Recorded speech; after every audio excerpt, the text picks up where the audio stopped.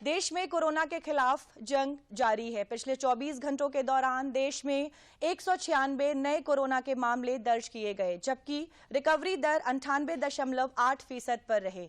वहीं दुनिया भर में कोरोना के बढ़ते मामलों को देखते हुए भारत सरकार पूरी तरह से सतर्क है।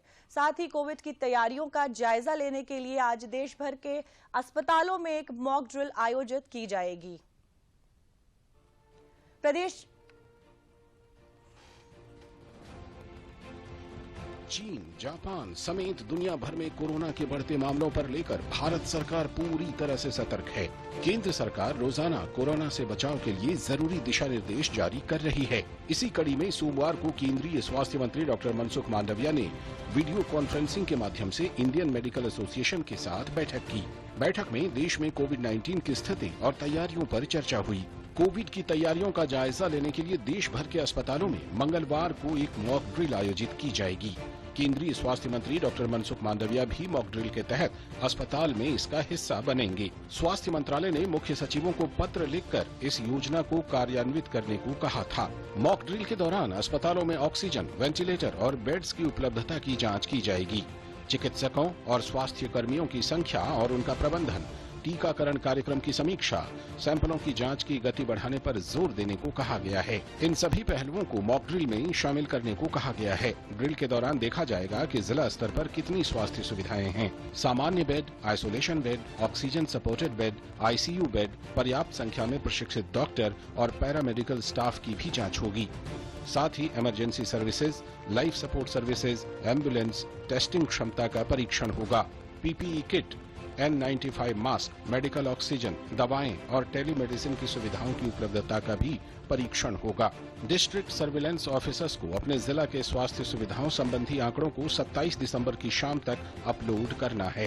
राज्यों में भी कोविड से निपटने की तैयारी हो रही है। दिल्ली के उप मुख्यमंत्री मनीष सिसोदिया ने कोविड के मद्देनजर तैयारियों का जायजा लेने के लिए एक उच्च स्तरीय समीक्षा बैठक की। इस बीच उत्तर प्रदेश के आगरा शहर में चीन से लौटा एक शख्स कोरोना से संक्रमित मिला है। आगरा के शाहगंज के रहने वाले इस शख्स का सैंपल जीनोम सीक्वेंसिंग के लिए भेज दिया गया है, जिससे वेरिएंट की जानकारी मिल सके। यूपी सरकार ने राज्य में कोरोना की स्थिति को नियंत्रण में करने के लिए लोगों को भीड़ भाड़ वाले इलाकों में मास्क के साथ जाने की सलाह दी है। साथ ही अस्पताल परिसर में बिना मास्क के ना जाएं, ये भी अनिवार्य किया जा रहा है। सभी ऐसे विदेशी यात्री से अपील करते हैं कि आए तो अपनी टेस्टिंग अवश्य कराएं, कोविड को फैलने न दें और जीनोम टेस्टिंग हम कराएंगे। अगर पॉजिटिव आए और निगेटिव आए तो थोड़े दिन हम आइसोलेशन में रहने के बाद उनको सार्वजनिक स्थल पर जाने के लिए कहेंगे। सभी भीड़भाड़ वाले इलाकों में लोगों को मास्क के साथ जाने की सलाह दे रहे हैं। अभी हमने पाबंदी नहीं लगाई है, लेकिन अस्पताल परिसर में बगैर मास्क के न जाएं, ये हम मैंडेटरी करने जा रहे हैं। वहीं बिहार में गया अंतर्राष्ट्रीय हवाई अड्डे पर 4 विदेशी पर्यटक कोविड पॉजिटिव पाए गए हैं। वो लोग म्यांमार और बैंकॉक से भारत आए हैं। रैंडम जांच जो गाइडलाइन के हिसाब से हो रहा है एयरपोर्ट पर, उसी में कुछ पॉजिटिव मिले हैं 4 और 4 भी हेल्दी हैं, कुछ सिम्टम नहीं है, कुछ नहीं है, सब ठीक हैं। कोलकाता हवाई अड्डे पर 2 कोविड पॉजिटिव मामले सामने आए हैं। बताया जा रहा है कि पॉजिटिव यात्रियों में से एक 24 दिसंबर को दुबई से आया था, जबकि दूसरा मलेशिया के कुआलालंपुर से आया था। दोनों नमूने जीनोम सीक्वेंसिंग के लिए भेजे गए हैं। गौरतलब है कि केंद्रीय स्वास्थ्य मंत्री मनसुख मांडविया ने एयरपोर्ट पर विदेशों से आ रहे लोगों की रैंडम सैंपलिंग करने को कहा था। इसके बाद से ही देश के तमाम एयरपोर्ट्स पर भी रैंडम चेकिंग शुरू हो गई है। चीन, जापान, दक्षिण कोरिया, हांगकांग और थाईलैंड से आने वाले यात्रियों का RT-PCR टेस्ट अनिवार्य किया गया है। पॉजिटिव रिपोर्ट या बुखार जैसे लक्षण मिलने पर उन्हें क्वारंटीन किया जाएगा। इस बीच देश में कोरोना के खिलाफ जारी जंग के तहत टीकाकरण अभियान तेज गति से जारी है। राष्ट्रव्यापी टीकाकरण अभियान के तहत अब तक 220 करोड़ से भी अधिक टीकों की खुराक दी जा चुकी है। वहीं पिछले 24 घंटे के दौरान देश में 196 नए कोरोना के मामले दर्ज किए गए हैं।